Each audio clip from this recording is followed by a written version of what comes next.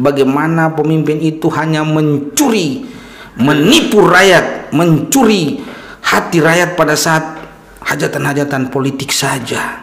Terima kasih. Saya mengutip kalimat salah satu syairnya tadi itu, setelah para penguasa menurunkan apa? Celana. Ya. Jadi sebenarnya ini kritik untuk siapa nih, Om? Ya, kritik untuk apa? ya seperti tadi saya bilang Kak Andre. Jadi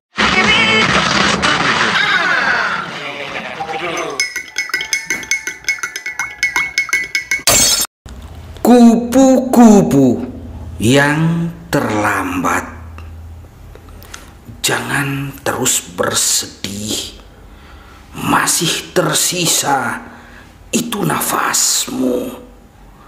Kepakkan lagi sayapmu sebelah. Ayo, sekali lagi harus kau coba. Waktumu tak lagi panjang, tidakkah kau tahu itu?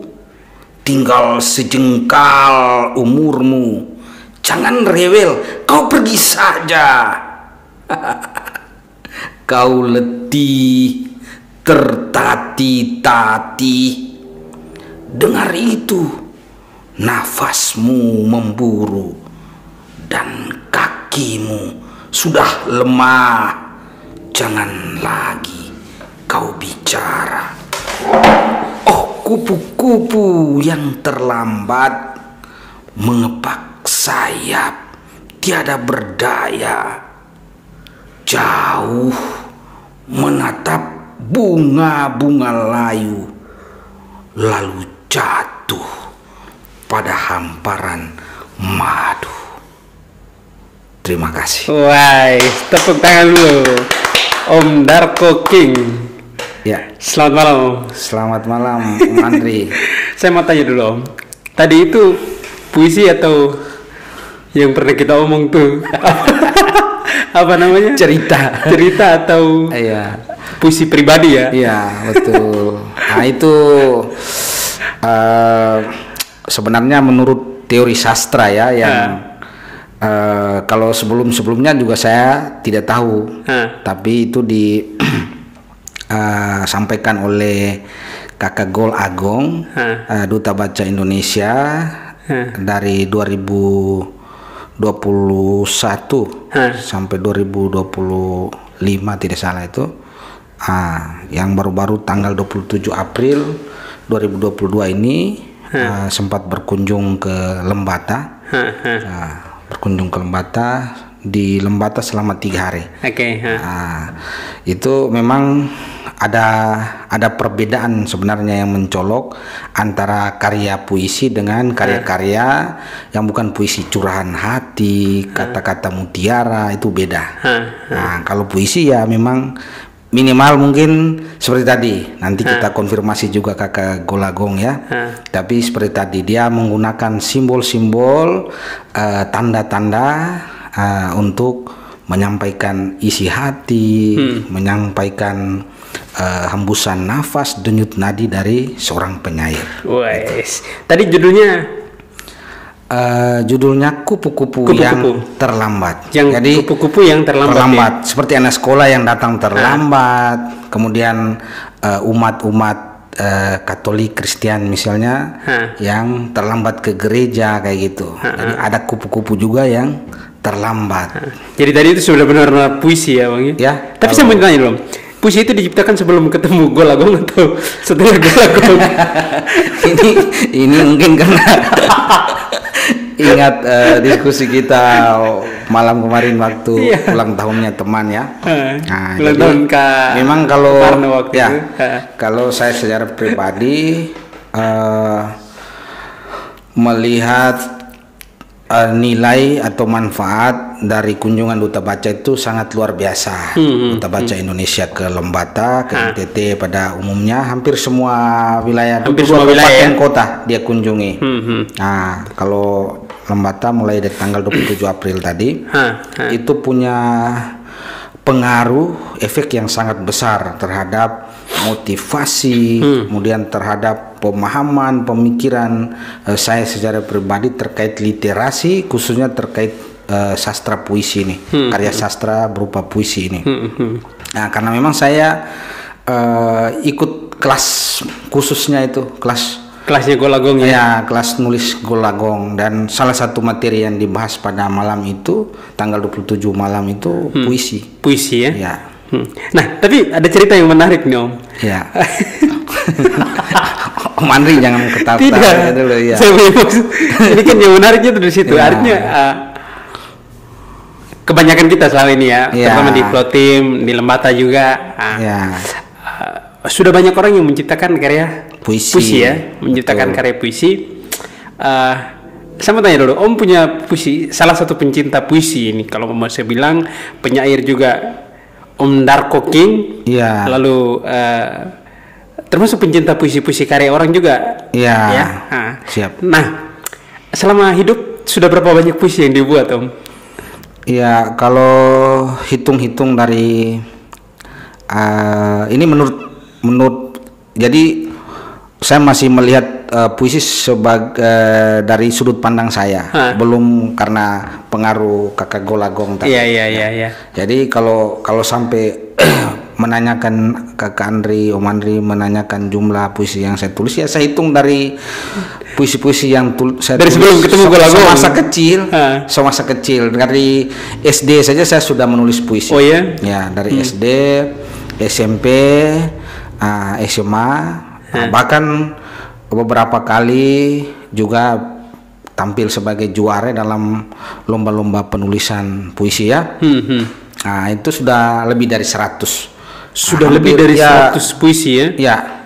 Tetapi yang bisa saya kumpulkan dan saya bukukan, saya bilang lebih dari 100 karena yang sudah bisa saya kumpulkan dan saya sudah bukukan, tinggal saja menunggu cetak. Sudah di penerbit, tinggal tunggu cetak. Itu ada satu antologi dengan judul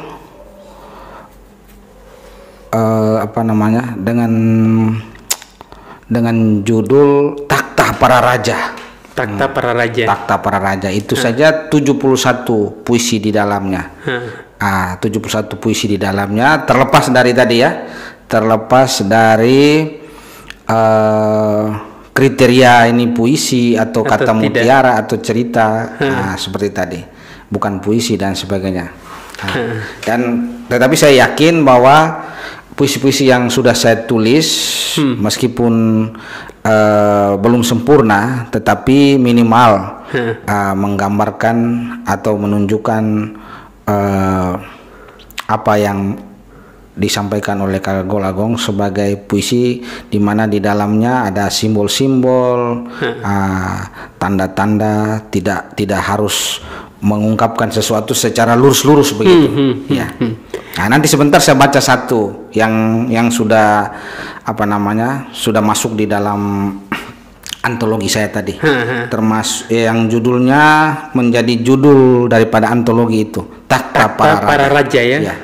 Bisa dibaca dong? Bisa sekarang saja. Sekarang saja ya. Ya, ini puisi. So ingat tuh langsung gas memang tuh. Garis. Sabar ya kakak. Siap. Sabar. Saya selalu setia menanti Om Darko. Tapi sambil Om Darko cari puisinya, saya perkenalkan dulu ya. Om Darko ini salah satu ya boleh dibilang penyair Lembata ya. Penyair, enaknya penyair atau sastrawan sih Om Darko? Penyair sajalah. Penyair. Ya. Nah, penyair yang sudah menciptakan banyak puisi dan hampir di media sosial itu selalu ya diwarnai dengan puisi-puisi Om. Hampir setiap hari. Darko. Nama penanya Darko King ya. Darko King. Kalau nama aslinya Om? Nama aslinya Darius Baki Akamaking. Darius Baki Akamaking. Putra Ile Ape. Woi. Ini luar biasa nih. Dari Atawatung. Dari Atawatung ya. Nah, sudah banyak puisi yang saya sering ikuti di media sosial. Ini lalu setiap kali di pertemuan-pertemuan juga suka membawakan puisi, entah itu pertemuan formal atau informal, selalu membawakan puisi. Jadi memang hari-hari itu setiap hari Om Darko itu diwarnai dengan puisi ya, boleh saya bilang begitu. Iya, jadi saya bilang tadi puisi itu kan serentetan bunyi. Kalau menurut saya serentetan bunyi desing dari denyut nadi dan hembusan nafas orang penyair. Jadi nafas kita itu, kalau kita bilang kita ini penyair, nafas kita itu ada di puisi. Setiap kali kita bernafas, yang keluar itu kata-kata puisi. Begitu, Kakak Andre. Oke, lanjut. Ini jadi Takhta Para Raja. Puisinya Takhta Para Raja ya. Mudah-mudahan ya didoakan Om Andre ya supaya segera terbit. Amin, amin. Takhta Para Raja. Takhta para raja, bukankah untuk jelata? Tidak, itu tidak mungkin. Kalau sudah bertahta, suka lupa, susah jelata.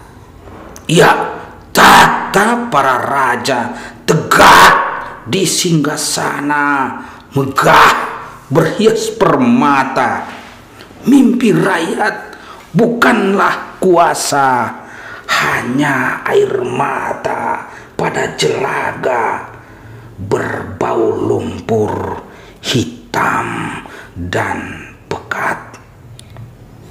Siapa yang punya takhta diabdikan untuk jelata, hampir tak ada cerita, hanya ada banyak tahta penginjak rakyat yang terluka. Naiknya harga-harga pasar, menari-narilah pengabdi tahta. Datang dia mencekik harga diri anak-anak kampung yang meloncati tribun, sebab gajinya sudah jadi sampah. Setelah dipotong, dipangkas lagi. Naiknya harga-harga pasar, seketika para penguasa turunkan celana, terbahak-bahak setelah puas bermaksiat. Asal kita sudah selamat, biarkan mereka nikmati kiamat. Lembata 25 Januari 2021. 2021 baru diciptakannya. Ya. Terima kasih. Saya mengutip kalimat salah satu syairnya tadi itu, setelah para penguasa menurunkan apa? Celana. Ya. Jadi sebenarnya ini kritik untuk siapa nih, Om? Ya, kritik untuk apa? ya seperti tadi saya bilang Kakak Andre. Jadi kita penyair ini apa yang kita tulis dalam puisi. Jadi terlepas dari kekurangan-kekurangan. Saya kembali lagi ke informasi baru yang saya dapat dari Kakak Golagong soal puisi itu bagaimana. Tetapi kalau bagi saya ini juga masuk dalam puisi. Jadi masuk dalam puisi karena ini merupakan menggambarkan suasana batin saya, denyut nadi saya, hembusan nafas saya, merasakan bagaimana pemimpin itu hanya mencuri, menipu rakyat, mencuri hati rakyat pada saat hajatan-hajatan politik saja. Setelah itu ya sudah berleha-leha ke sana kemari, terbang ke sana kemari, tidak tahu jelas apa yang dia kerjakan. Jadi itu melihat realita kita saat ini. Nanti kabar beritanya ini perempuan ini sudah selesai, sudah hamil, atau ini pelecehan kasus pelecehan seksual oleh para politisi gitu kan. Jadi kalau dia sudah turunkan celana itu berarti sudah selesai itu. Kalau pemimpin para raja ini sudah menurunkan celana itu berarti sudah selesai. Itu artinya apa tuh? Kakak Andre tahu sendiri lah. Itu artinya apa Kakak Andre sudah tahu. Tapi menarik puisi-puisinya. Saya menikmati betul dua puisi yang dibacakan tadi, saya menikmati betul dan saya pernah bilang ke Om Darko juga Om Darko juga bahwa setiap kali ada teman-teman yang menulis buku sama halnya seperti Om Darko menulis antologi puisi. Nah saya tertarik, tetapi saya lebih tertarik lagi ketika puisi-puisi itu dideklamasikan ya, atau istilahnya deklamasi ya. Iya, dibacakan. Dibacakan begitu. Dan itu menurut saya ya rohnya puisi itu ada di situ. Ada di begitu. situ. Betul, sepakat. Itu menurut Om Darko bagaimana? Ya, sepakat, Om Andre. Karena sama seperti lagu. Lagu banyak komponis pencipta lagu yang bagus, tapi dia tidak bisa menyanyikan lagunya dengan baik. Dia harus kasih ke orang lain untuk lagu itu untuk dinyanyikan gitu. Nah, jadi memang di kalangan penyair juga tidak semua orang bisa menulis sekaligus membaca. Oke. Nah, gitu. Menarik ya. Makanya kalau saya itu sukanya seperti W.S. Rendra tadi. Nah, nanti belum baca tadi kan? Belum baca, nanti sebentar mungkin. Nanti sebentar dibacakan. W.S. Rendra karena dia menulis sekaligus membaca. Itu W.S. Rendra penyair angkatan 66. Gitu. W.S. Rendra ya, angkatan 66. Kan ada lagi angkatan 45 ya. Willy Brodus Surendra Broto, nama lengkapnya itu. Itu angkatan 66. Puisinya satu yang sangat terkenal tuh apa tuh, Om? Yang saya tahu Bersatulah Pelacur-Pelacur Kota Jakarta. Kemudian Sajak Raja Wali. Gitu. Ya nanti akan dibacakan itu ya. Kalau angkatan 45 tuh yang Ismail Marzuki mereka ya. Angkatan 45 Chairil Anwar. Chairil Anwar. Jadi semua angkatan puisi di dalam sejarah sastra Indonesia itu berhubungan erat dengan sejarah perjuangan bangsa.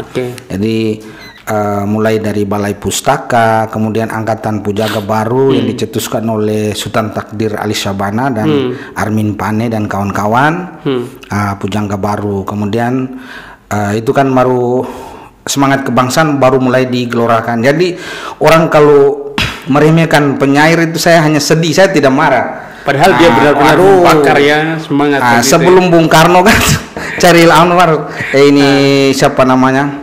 Sultan Takdir Ali Sabana, Armin Pane, orang sudah menggelorakan semangat kebangsaan itu. Nah, Om, bicara soal angkatan nih, kalau di zaman Om Darko mereka saat ini itu, ya artinya bahwa tidak harus kita terkenal Ismail Marzuki atau apa, tapi apakah ini juga menjadi bagian dari sebuah angkatan puisi begitu, semacam angkatan pasca reformasi atau seperti apa? Gitu? Bisa, kalau itu soal penentuan atau periodisasi angkatan itu kan kita tidak begitu ini ya. Itu pasti ada ahli-ahli sastra yang lebih hebat dari kita yang nanti pasti bisa menggolongkan atau mengklasifikasikan semua itu. Tapi yang ada ini berdasarkan sejarah sastra yang kita sudah tahu, sudah lama dikenal. Itu kan tadi saya bilang Balai Pustaka, Pujangga Baru, Angkatan 45. Angkatan 45 itu memang bersamaan dengan, jadi Angkatan 45 maksudnya mereka-mereka yang menulis dan membaca puisi di tahun-tahun itu. Jadi bukan yang lahir di tahun itu. Perjuangan kemerdekaan itu ya. Karya sastranya yang hidup dan berkembang di tahun-tahun itu. Sama juga dengan Angkatan 66. Kalau Angkatan 66 itu di tahun 1945 mereka masih anak kecil. Nah, di tahun 66 semacam siapa tadi? W.S. Rendra. Chairil Chairil Anwar juga. Itu mereka sudah umur 20-an tahun.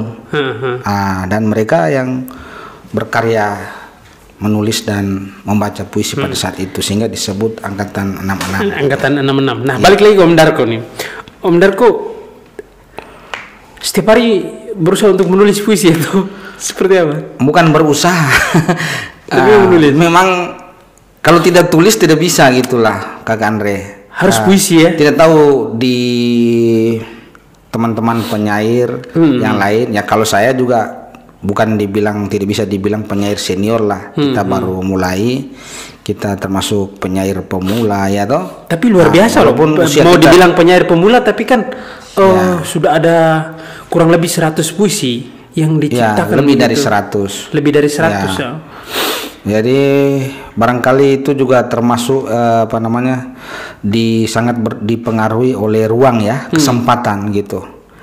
Seperti Kakak Andre, undang saya ini kan sebuah kesempatan yang luar biasa, kesempatan emas di mana saya bisa menyampaikan ide-ide, gagasan, kemudian pengalaman saya terkait dengan dunia kepenyairan. Di situ baru publik bisa mengenal saya. Kalau ruang ini saya dapat dari saya masih SD, SMP, SMA, itu pasti ya besar sekali itu. ya kan? Tapi beda dong generasi kita ya toh. Makanya sekalian saya mungkin belum closing statement ya. Masih lama. Masih lama. Tapi saya ingin sekali ya ingin sekali Kak Andre saya ajak generasi muda kita nih, anak-anak, adik-adik, generasi milenial ini untuk ya kalau memang tidak mencintai sastra, minimal punya referensi soal sastra khususnya puisi. Karena jangan remehkan orang penyair atau jangan remehkan orang-orang sastrawan. Karena lidah seorang penyair bisa menghancurkan dunia dalam sekejap. Lidah seorang penyair, Om Andre. Gitu. Nah, tapi bicara kembali lagi Om Darko, Bu. Dari sekian banyak puisi itu, semuanya Om Darko hafal? Yang punya saya? Tidak. Ada yang sudah lupa? Ya, maksudnya dari puisi-puisi kita. Ya, puisi-puisi yang diciptakan itu tuh. Hampir semuanya tidak saya hafal. Ya. Oh begitu ya? Karena saya tidak mungkin kalau dulu kebanyakan puisi kan ya? Dulu masih kecil bisa.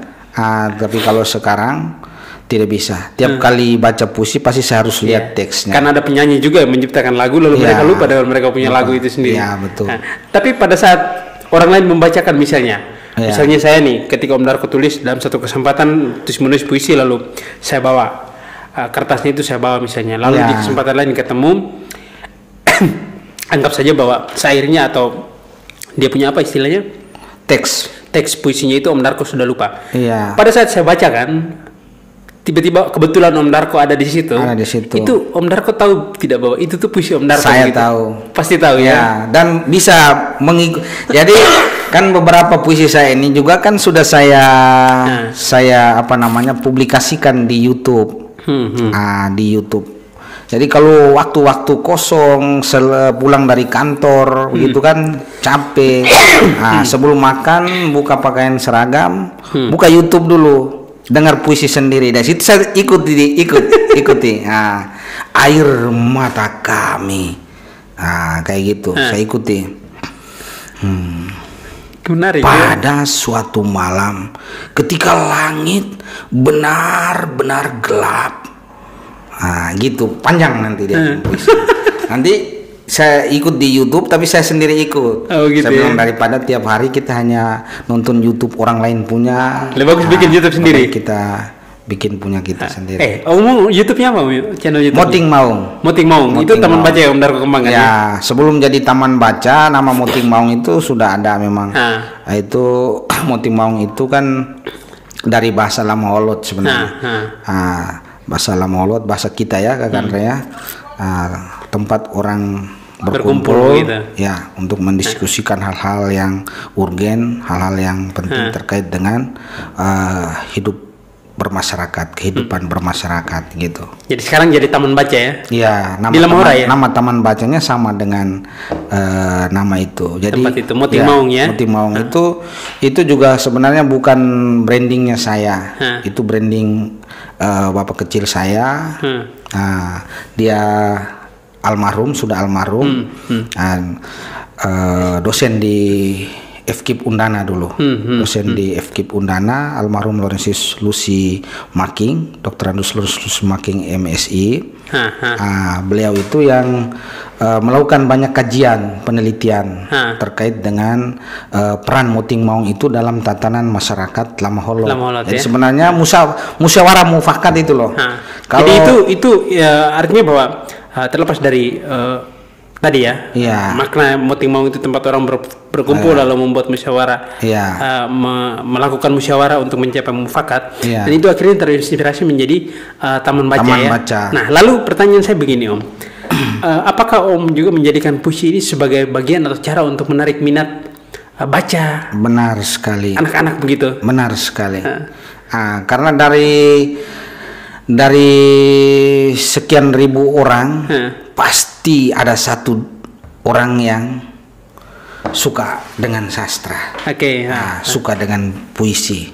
Bahkan sekarang karena tuntutan zaman di mana literasi itu menjadi salah satu kompetensi yang penting, salah satu kompetensi utama dalam dunia pendidikan zaman sekarang, dunia pendidikan dewasa ini, maka ketertarikan terhadap puisi itu wajib.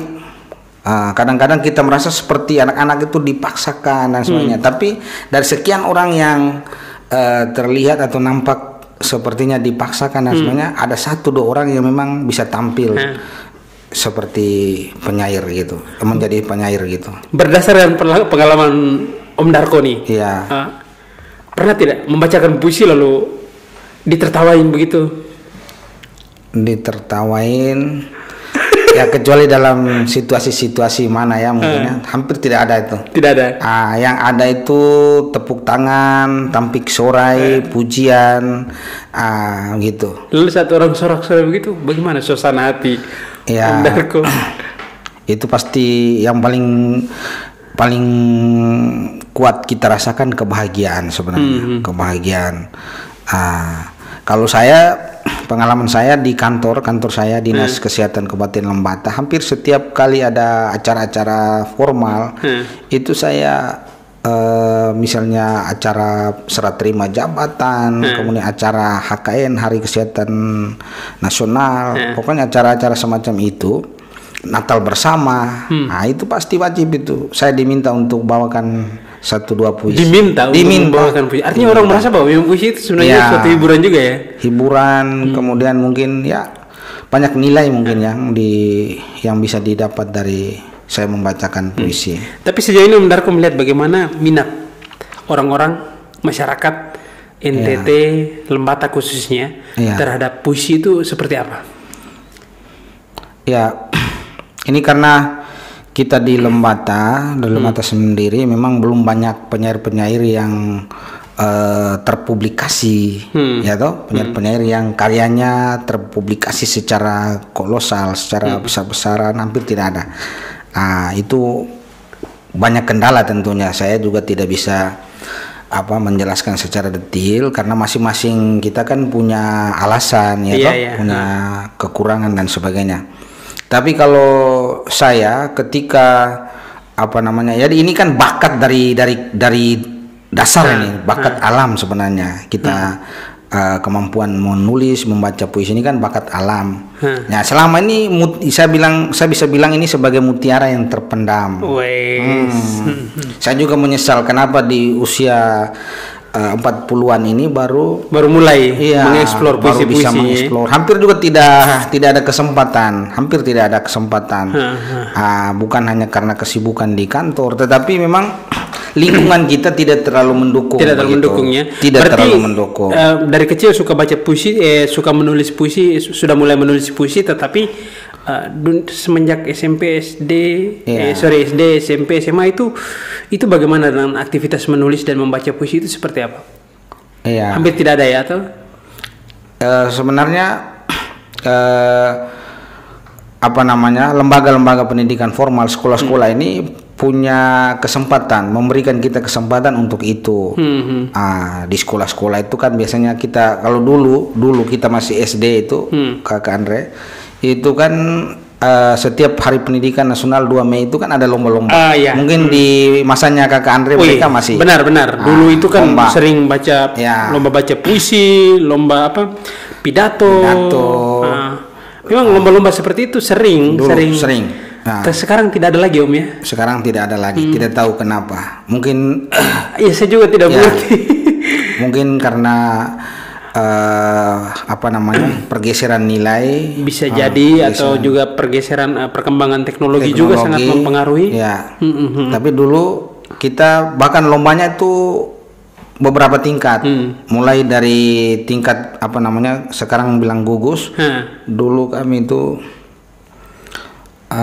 ada beberapa sekolah dulu Pool. Sistem pool seperti pertandingan bola ini. Oke.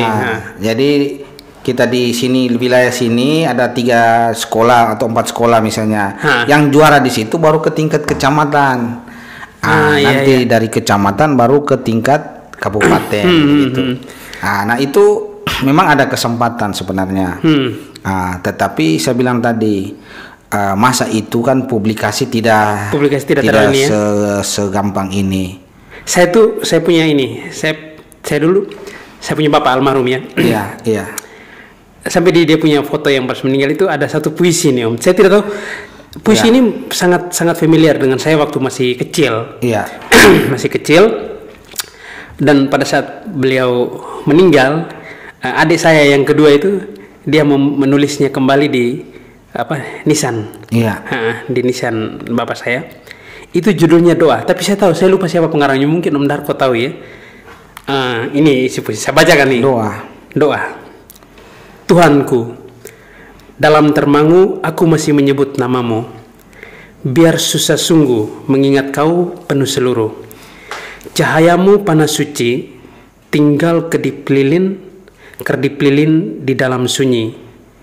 Tuhanku, aku hilang bentuk, remuk. Tuhanku, aku mengembara di negeri asing. Tuhanku, di pintumu aku mengetuk. Aku tidak bisa berpaling. Iya. Nah, saya tidak tahu ini puisi atau renungan. Itu. Tapi menurut saya itu Chairil Anwar tuh. Chairil Anwar ya kayaknya. Chairil Anwar. Tapi itu puisi. Kalau kita bilang itu bukan puisi, dia bisa bangkit itu. Ya. Dia bisa bangkit lalu marah kita itu. Ini malam ini kita dua tidak bisa tidur. Ya. Chairil Anwar. Jadi benar-benar puisi itu ya. Iya. Doa. Tapi saya tidak pandai untuk membacakan puisi. Tapi Om Darko bisa membacakan ini, mendeklamasikan ini. Oh, bisa. Deklamasi ya namanya. Puisi itu, membaca puisi itu deklamasi tuh? Iya. Hanya kalau biasanya orang bilang kalau deklamasi itu memperagakan sih. Memperagakan karya puisi. Karya puisi. Kalau makanya kita kadang-kadang lebih senang pakai istilah membaca puisi, lomba baca puisi, jarang lomba deklamasi puisi. Gitu kan? Oke, ini juga pengetahuan baru buat saya dan juga buat teman-teman sekalian. Lomba baca puisi. Om Darko ada di situ. Ada. Coba. Menarik. Doa kepada pemeluk teguh Tuhanku. Dalam termenung aku masih menyebut namamu. Biar susah sungguh mengingat kau penuh seluruh. Cahayamu panas suci, tinggal kerlip lilin di kelam sunyi. Tuhanku, aku hilang bentuk, remuk. Tuhanku, aku mengembara di negeri asing. Tuhanku, di pintumu aku mengetuk. Aku tidak bisa berpaling. Karya Chairil Anwar. Wow. Terima kasih. Setiap kali bacakan puisi punya orang harus kita bacakan namanya sebagai, harus bacakan namanya ya. Itu selain untuk apresiasi bahwa itu orang yang tulis itu dia itu juga untuk menghindari plagiasi. Kan banyak orang juga yang melakukan plagiasi terhadap puisi ya. Ya. Oh, menarik nih. Om Darko bisa baca satu puisi lagi tadi apa? Ya, kalau apa namanya? Puisi saya ya. Bukan. EBS Rendra ya. Oke, itu judulnya Sajak. Sajak Raja Wali. Sajak Raja Wali ya. Puisi bagus nih, Pak Andre. Oke. Sajak Raja Wali. Karya W.S. Rendra. Sebuah sangkar besi tidak bisa mengubah Raja Wali menjadi seekor burung nuri. Raja Wali adalah pacar langit, dan di dalam sangkar besi Raja Wali merasa pasti bahwa langit akan selalu menanti. Langit tanpa Raja Wali adalah keleluasaan dan kebebasan tanpa sukma. 7 langit, 7 Raja Wali, 7 cakrawala, 7 pengembara. Raja Wali terbang tinggi, memasuki sepi, memandang dunia. Raja Wali di sangkar besi duduk bertapa, mengulang hidupnya. Hidup adalah merjan-merjan kemungkinan yang terjadi dari keringat matahari. Tanpa kemantapan hati Raja Wali, mata kita hanya melihat mata morgana. Raja Wali terbang tinggi, membela langit dengan setia, dan ia akan mematuk kedua matamu, wahai kamu pencemar langit yang durhaka. Terima kasih. Wow. Tepuk tangan nih. Terima kasih banyak Om Darko puisinya. Ada berapa puisi yang dibacakan tadi? Lumayan ya. Sudah 4 kali. 4 ya. Iya. Nah, Om Darko, terima kasih banyak. Iya. Sudah berbagi. Tapi sebenarnya saya penasaran dengan bukunya. Iya. Nah, teman-teman sekalian, sekadar informasi, Om Darko ini nanti akan menerbitkan antologi puisi dengan judul apa tadi? Takhta Para Raja, yang puisi yang sudah dideklamasikan tadi kita tunggu. Diterbitkan oleh penerbit Hyang Pustaka. Penerbit Hyang Pustaka ya. Tangerang ya. Mantap luar biasa. Kita tunggu ya Om Darko. Jadi nanti pada saat terbit, ketika launching nanti, Om Darko wajib untuk baca 75 puisi itu pada saat launching. 71 puisi itu pada saat launching. Bisa tidak itu? Bisa sekali. Bisa sekali. Itu 75 itu berapa halaman? Ini puisi romantis satu lagi nih, Andre. Masih ada waktu toh? Masih ada waktu. Iya. Kita punya waktu sekitar 3 menit lagi bisa. 3 menit. Oke lah. Berarti ini yang terakhir ya Kak Andre ya. Fitri kekasihku, terurai lurus rambutnya, menculur panjang sebahu, hitam legam, lembut mewangi, menebar damai nan abadi. Fitri kekasihku, molek besteri, rupa berseri bagai purnama.